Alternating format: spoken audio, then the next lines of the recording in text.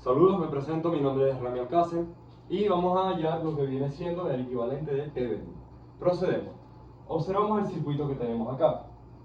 Procedemos a retirar lo que viene siendo la resistencia de carga. Nosotros al retirar la resistencia de carga podemos observar que nuestro circuito procede a quedar abierto. Aplicando ahora lo que viene siendo la técnica de superposición, vamos a apagar la fuente de voltaje. Y como podemos observar acá, queda en cortocircuito. Siempre que se apaga una fuente de voltaje, procede a quedar en cortocircuito. Ahora, observamos que debido al sentido de la corriente, por la resistencia de 5 ohmios, entra positivo y sale negativa la corriente. La corriente solo circula por esta zona del circuito, debido a que, como acá el circuito está abierto, no pasa corriente por nuestra resistencia de 2 ohmios. Pero ¿qué debemos hacer aquí? Vamos a proceder a buscar el voltaje entre A y B. Como podemos observar en nuestra respectiva fórmula, tenemos voltaje igual a intensidad por resistencia. Buscamos nuestra respectiva intensidad y nuestra respectiva resistencia. Multiplicamos 3 amperios por 5 ohmios es igual a 15 voltios. Volvemos a aplicar lo que viene siendo la técnica de superposición. Tenemos acá la fuente de corriente, que es de 3 amperios. La apagamos y encendemos nuestra fuente de voltaje. Procedemos. Como podemos observar, el circuito queda abierto al apagarse la fuente de corriente, por lo cual es como si estos terminales no existieran.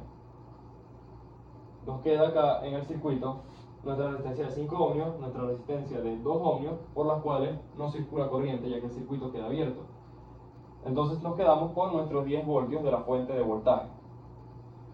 Entonces podemos observar que V2 es igual a menos 10 voltios. Tenemos nuestro equivalente de Thevenin. Para hallarlo, vamos a aplicar esta fórmula, la cual viene siendo V1 más V2. Procedemos. 15 voltios de V1 menos 10 voltios. Y ahora nuestro resultado sería de 5 voltios. Vamos a la siguiente parte para continuar. Hallado el voltaje de Thevenin, ahora vamos a hallar lo que viene siendo la resistencia de Thevenin. Observemos el circuito que tenemos acá. Tenemos nuestra fuente de corriente y nuestra fuente de voltaje. Procedemos a apagarlos. ¿Cómo queda nuestro circuito? Acá podemos observar. Nuestro circuito procede a quedar así. ¿Debido a qué? Debido a que al apagar nuestra fuente de corriente, estos terminales no circulan corriente. Entonces proceden a prácticamente no existir. Y nuestra fuente de voltaje queda en cortocircuito. Al observar nuestro circuito, tenemos acá dos resistencias en serie. Para hallar la resistencia de Thevenin, ¿cuál sería el siguiente paso? Aplicar la fórmula. Sumar nuestras resistencias. 5 ohmios más 2 ohmios es igual a 7 ohmios.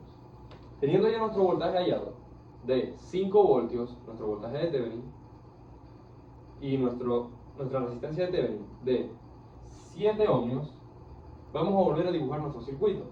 Acá podemos observar voltaje de Thevenin 5 voltios, resistencia de Thevenin 7 ohmios.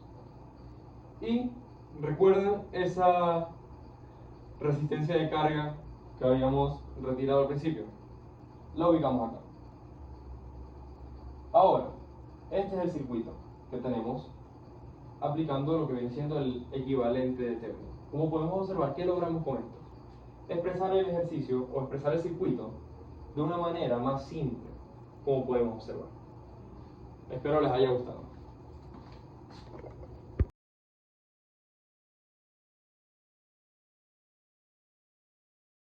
Saludos, mi nombre es Kenzo Salazar y hoy les voy a explicar un ejercicio sobre teorema de superposición, en el cual tenemos que buscar el voltaje O, que sería el voltaje que pasa por la resistencia de 2 ohmios.